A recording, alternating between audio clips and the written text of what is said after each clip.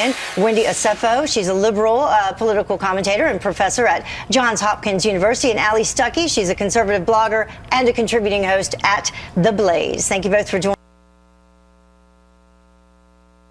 Senator Mark Warner calling Twitter's briefing to lawmakers inadequate on every level. So let's bring in Wendy Osefo. She's a liberal political commentator and professor at Johns Hopkins University. And Ali Stuckey, she's a conservative blogger and a contributing host at The Blaze. Thank you both for joining us. Thanks. Thank you, Heather. So this is involving all sorts of social media. We're talking about Facebook, Twitter, Instagram, Google.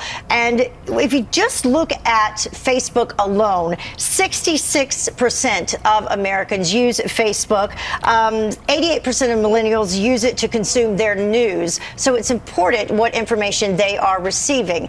Ali, how important do you think this is, and what do you think the influence was, if any, on the election?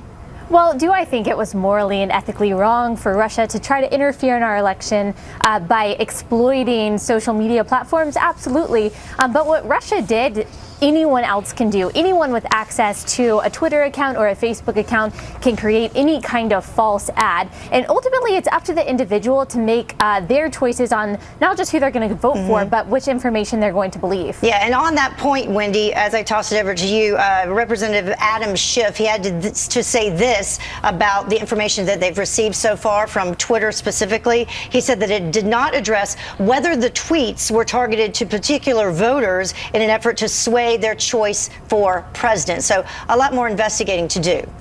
Well, yes, there is a lot more investigating to do, but based on the evidence, what we do know is that a hostile power interfered with our election, and that is not a partisan issue. That is an American issue. And furthermore, what we see here is that they were really targeting Hillary Clinton because they said that they wanted to both harm and possibly deride her from getting this election. But what's really important is this Oxford study that said 22 million tweets were found to be linked to Russian bots or WikiLeaks, and those tweets had false information, and it was higher in swing states.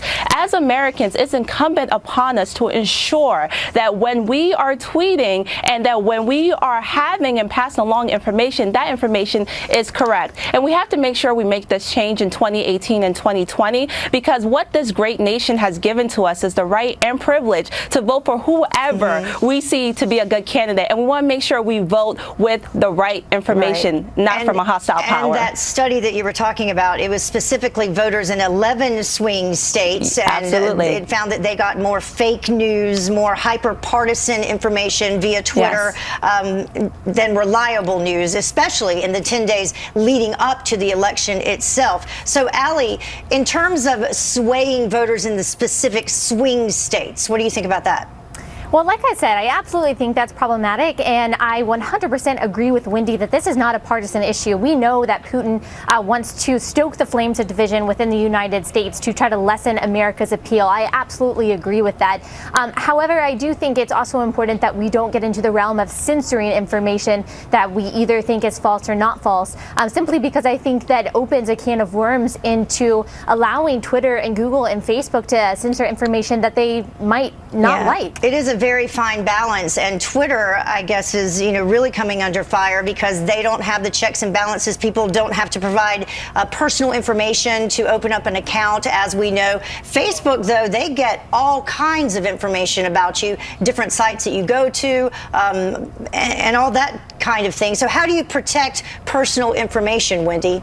Yeah, and I think that that's where we have this delicate dance that we have to do. We want to preserve the right for free speech. We want to preserve the right for people to be able to say and to tweet what they want. But we also want to ensure that these individuals are not bots. So I think it's really time that we come together in a bipartisan manner to look to see how do we preserve America's right to use these social media platforms, but to do so in a responsible way. Because again, 2018 is around the corner. 2020 is around the corner. We all have the beautiful right as Americans to vote, but again, we underscore the fact this vote matters, and we want to do so with the correct information. And it began with President Obama. Yes. It was built upon by President Trump. The internet and social media, a huge part of our elections moving forward, so we have to figure it out.